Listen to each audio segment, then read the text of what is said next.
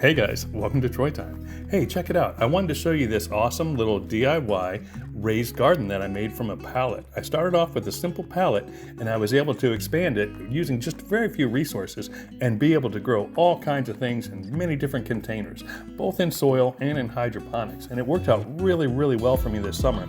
So I just wanted to show it to you and show you all the different ways. Here you can see some of the different hydroponics and soil growing methods right off of this table, okay? So I really liked it. I've used it a ton this summer for a number of different plants and it's worked out really well. So I want to share about how we made it and what you can grow on it. So let's get to that next.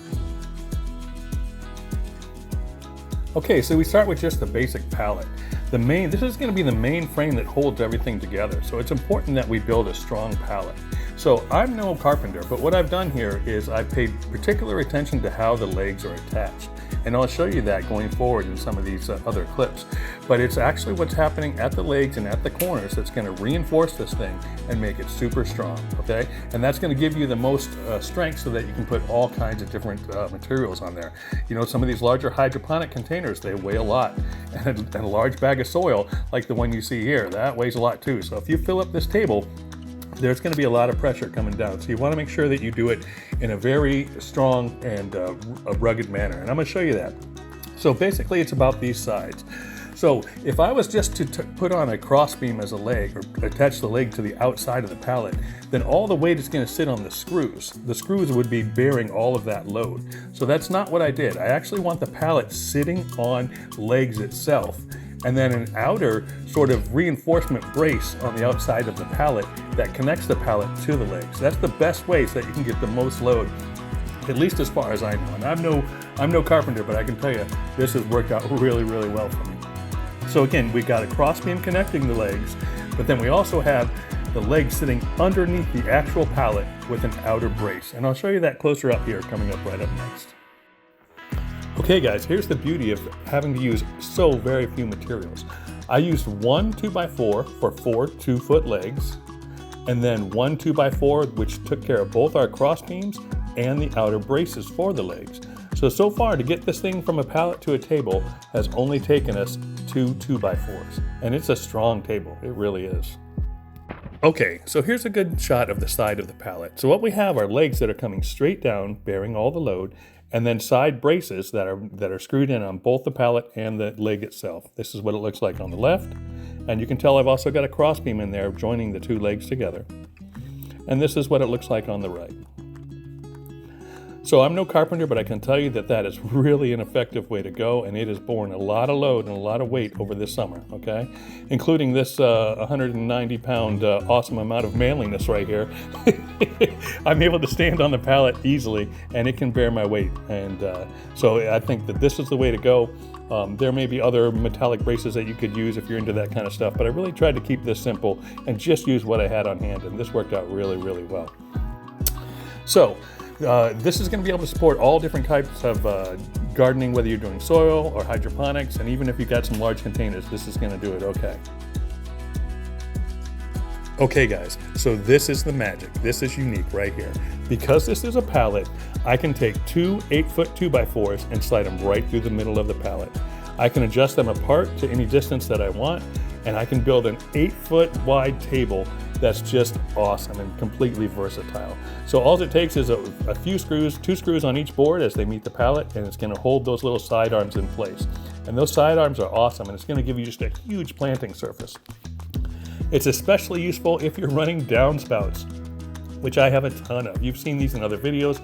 I've got them on ladders, I've got them on other tables, but this table is just so quick and easy to throw together, and it's so strong and so versatile.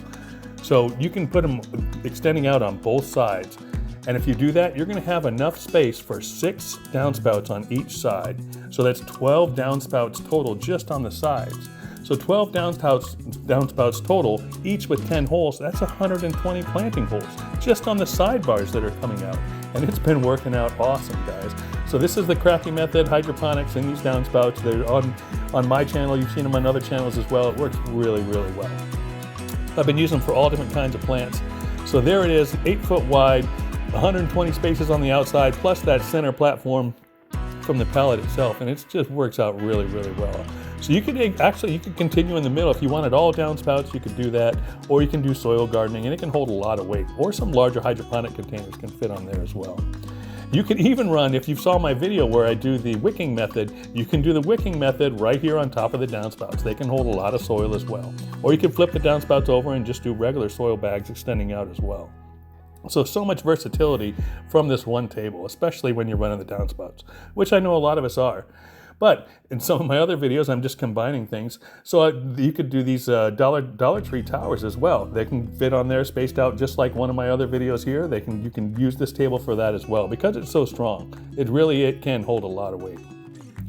Here we've got some large soil bags up front. We've got some tomato seedlings. We've got some slightly larger tomatoes there, and I think we've got some tomato cages in the back. I've been using this as sort of a catch-all all summer. I haven't dedicated a certain type of plant. I've got other gardens, and when I need more room, I'll just throw some stuff on here, and it's great because I've got soil, I've got room for larger hydroponics, and even the smaller things that go in the downspouts. Yeah, a little bit of wildflowers there in the front.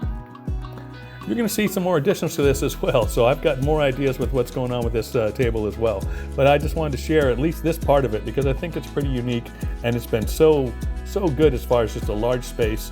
It's at a great height, so it's a good working height, and the grass isn't burned up underneath it because it's nice and tall, so the sunlight can get underneath there a bit. So it's a good way. You can break this thing down, remove the 4 screws from those side planks, and it's going to break down just to the size of that pallet. So for wintertime, you could break this down and you can store all these downspouts directly underneath it, just like we do in one of my other videos. Check out my site. There's a lot of interesting videos, things for you to see. Here we got some Swiss chard in front. We've got some peppers all in the downspouts. I'm growing mini bell peppers in the downspouts. That's working great. We got cherry tomatoes. Some of them are trellis. Some of them have a tomato cage. Yeah, it's just working out great. We got some pak choy in the front on this side. More peppers, and again, we got some cherry tomatoes in the tomato cages here. And I've got all 3 of the cages just kind of zip tied together. One little supporting brace going down and attaches to the pallet. So it's a nice anchor. But you're going to see a lot of other stuff added to this pallet, I think, as we go, even into the next season. So make sure you like and subscribe because you don't want to miss all the stuff that we're doing. We've got a lot of unique ways of growing, and I still haven't shown 3 or 4 of them, so those will be coming up soon. So you don't want to miss it.